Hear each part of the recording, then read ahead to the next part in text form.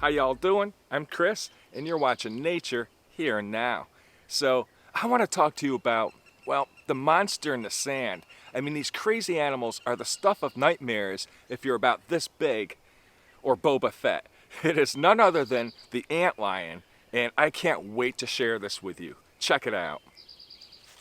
Now, like I said, antlions are really crazy looking little animals, and there's over 2,000 strong around the world. They're usually found in, loose sand or soily substrates, but there's actually some of them that can be found under leaf litter and stuff like that. What makes these animals so famous is their larval stage, and it is rather predatory. I mean, holy cow. Just have a look at how these things hunt.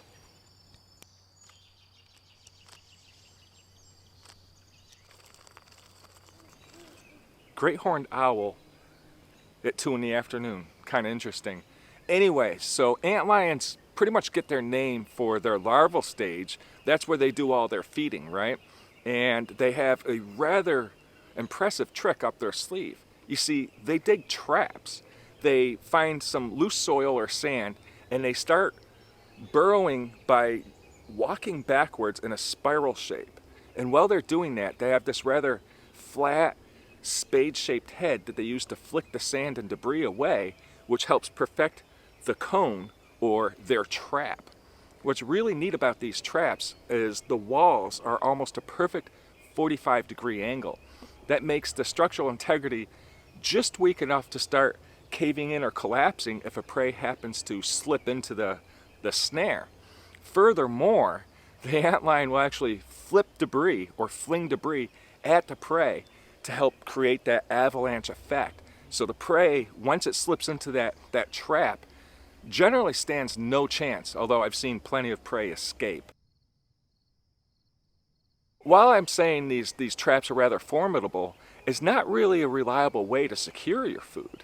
So antlions can sometimes go for weeks or months without feeding. They have such a slow metabolism that it allows them to fast for very long periods of time.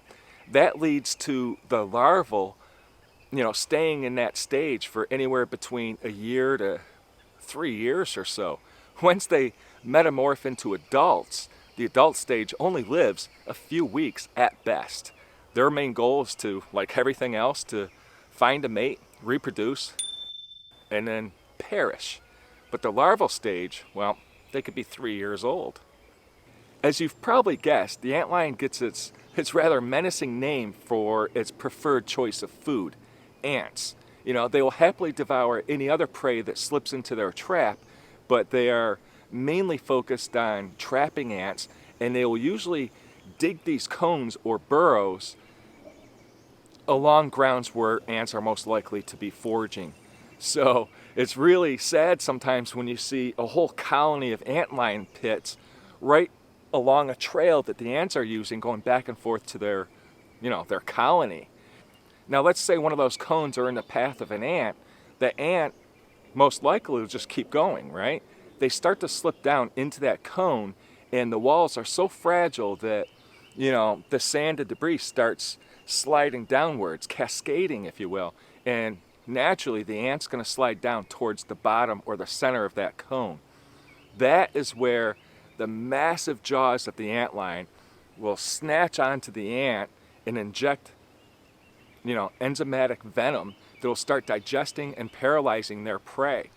Just like spiders and some of the ambush bugs and stuff out there, the antlions will suck out the juices of their prey.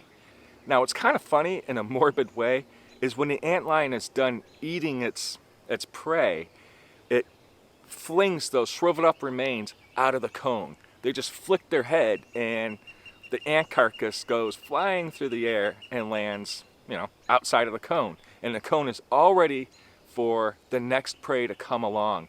These things will eat several times in a day, at least I've witnessed.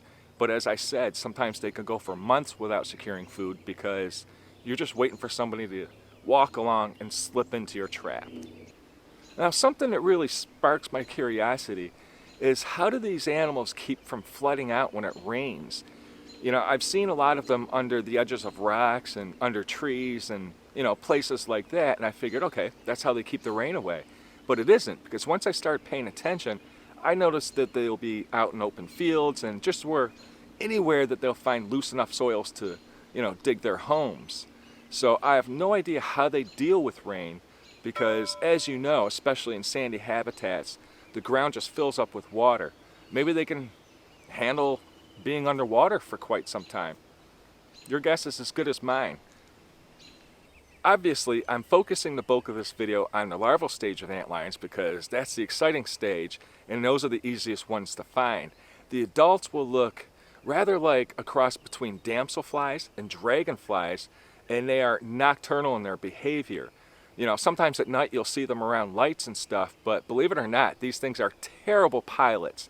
It's a wonder they're not all found in webs and stuff because unlike dragonflies and damselflies, they're really not good at flying around. Speaking of the adults looking kind of like the Odonata, that suggests that these insects undergo a somewhat complete metamorphosis, and they do. Like I said, they're neuropterans, but their life stages are kind of similar to that of, say, beetles. Their larva looks very different from the adult stage. Once the larva has fed enough, they actually construct a bit of a cocoon using silk that they produce, similar to spiders, from the opposite end of their head. They, glue a bunch of sand together, stay within that little cocoon for a couple of weeks or so, and then emerge as the fully developed adults, which again resemble damselflies. They're actually a lot of fun to take home and raise as pets if you don't mind, feeding them live prey items. I always struggle with that, but sometimes for teaching purposes, I'll raise something for a few weeks at home. But they're really easy to take care of. Just get a container, fill it with a lot of loose sand or dusty soil, put the antlion in there, and you can actually watch it within a few minutes start to dig that burrow, especially if you keep the lights turned off and just use a bit of a flashlight. You watch these things spiral backwards and dig that cone. It's a lot of fun. And then every once in a while you provide some food. Again, that's hard for me to do because the food doesn't have much choice.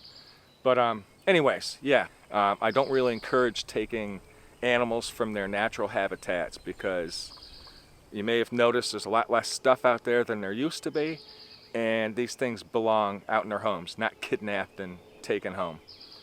I do this sometimes because I'm an educator, so,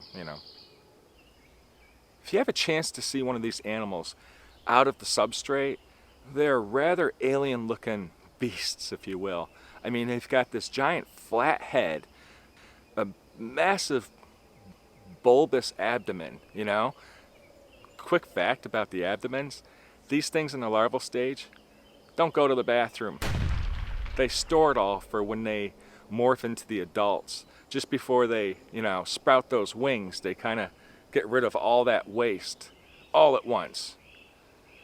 Anyways, back to their appearance.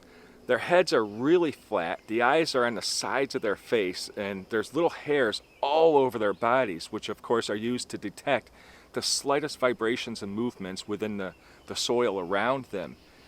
Furthermore, the front of that face is armed with massive jaws. In fact, they'll sit at the bottom of the burrows, and if you look closely, you'll see those jaws just lying open and waiting for that prey to come along. Once those jaws grab onto the food items, they have little chance of escaping. However, some of the places I camp, there are a lot of antlion cones in the ground, or pits if you will, and so while I'm eating and stuff, I'll watch the antlions as, insects and stuff slip down in. It's like, dinner in a movie. Never a dull moment when you're into camping. The larval stage of antlions aren't very big. I mean, they rarely exceed, say, an inch or so long, but the adult form is around 2 to, say, 2.5 inches long. Well, their exoskeleton is really thin, so when they morph into the adults, they inflate and stretch out into the adult form. However, that soft exoskeleton makes them easy prey themselves. Anything finds an adult antlion, and it's kind of like eating a soft taco. I mean, you know, who doesn't like tacos?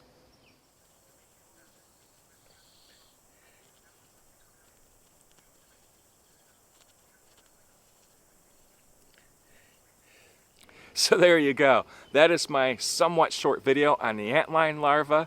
These monsters can be found in all sorts of habitats. Just look around for the pits and then sit patiently and wait for an ant or something to go slipping down in. You know, it's entertaining, it's a little bit morbid and terrifying. If you ever watch Honey, I Shrunk the Kids, you would know that for me, that's more of a horror movie. I would never want to be small. I'm so glad I'm a human, and I'm so glad I live in North America. But anyways, thanks a lot for watching. I'm Chris Egnoto, and I'll see you in my next video.